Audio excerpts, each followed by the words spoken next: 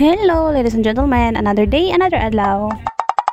And for today's ganap, nag-prefer mi sa mga dalhonon kay nagplano lagi nga mga ligo og dagat. Yes, oo, mga ligo og dagat kay mag-celebrate sa pag-graduate lagi sa akong igagaw. Pag human sa graduation, pagkaugma dayon is mag-celebrate na dayon sa iyang pag-graduate. Wala nagigiusik nga time kay 1 week lagi si auntie din hiya, 1 week lang gihatag sa iyang employer nga bakasyon. Actually, kini nga time is Semana Santa. Iabot si auntie Domingo tapos Lunes ang graduation. So pagka Martes nangaligo dayon mi. Kay wala naman gid mi laing choice, wala na laing days nga pwede mi maligo kay Miyerkules Santo, Huwebes Santo, Biyernes Santo. Unya pagka Domingo na dayon ana mubalik na dayon siya sa Hong Kong. We are Catholic, so nagrespeto gid pud mi sa Holy Week. Also nangalagad pud ta, so okay pa siya nga mukaon og karni ug mga ligo as long as we are keeping the spirit of the week and being respectful. And besides dili pud ni taga Holy Week na mo ginabuhat, so Martes pa maning adlaw, so pwede pa. Natunong lang gid ani nga semana ang graduation ug natunong pud nga mao gid pud ni nga semana nga niuli pud nang akong iyaan. Ibali double celebration na ni siya sa pag-graduate sa akong igagaw sa pag-uli sa akong iyaan. Kay nabatasan na ba ni natong mga Pinoy nga og ang ato ang kadugo o ato ang mga kaparentihan nga ikan sa gawas mag-celebrate baya gyud ta kay tinuig pud baya makauli. After 7 days ani mabalik na siya sa Hong Kong, so pila pa katuig kasi pa namon siya mabalik og kita. Mao ning nagabanding gid mi ani nga time. Swimming pool gid unta na mi ani mga ligo, pero ang gusto sa kadaghanan is sa dagat, so diri ami sa dagat na lang nang ligo sa Tatahon Phileas Beach Resort. Before na nga naghatag sa ang matago sa og message, mga advices og mga pasalamat. Largo naman unta na ni wala na mga message, so sa akong papa may nag-open. Agoy, gusto man mo balos kay atong pag-graduate pud nako, pag-celebrate pud namo, gipa-message man pud siya, gipa-istorya man pud siya.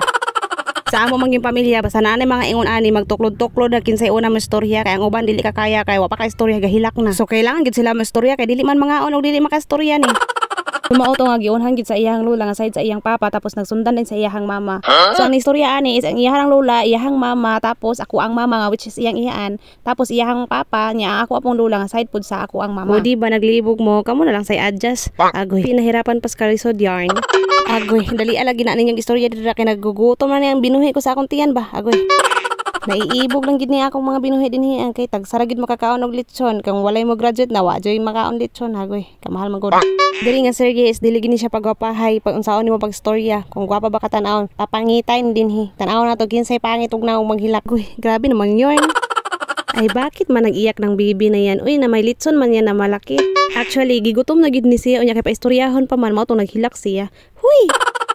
To ragid pod gigi pa istorya ang all oy kay para mapagawas pud ang ilang gipang bati ba. Hagoy. Nauna na dai ning pangaligo ning mga bata. Mao pay pagnaog sa sakyanan nagdagan na paingon diri sa tubig, naguna-una nagpangaligo. Tan-aw na to ni kahapon og kinsay di na maklaro ani nila. Hagoy. So nagtao na dayon ning Boy Scout ng mga kauban dinhi og duyan kay agoy bisan asa man paingon na man ni duyan dala.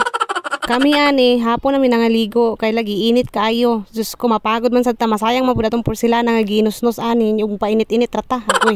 Inutang ra bagid in taon ning atong pangnosnos sana wala pa na fully pay. Kung ang uban tiis ganda, sus kita ani utang ganda. Agoy. Nangutang para naipalit pang pagwapa. Agoy, nihurot na pila ka litro manggid ning gwapa ha, paita.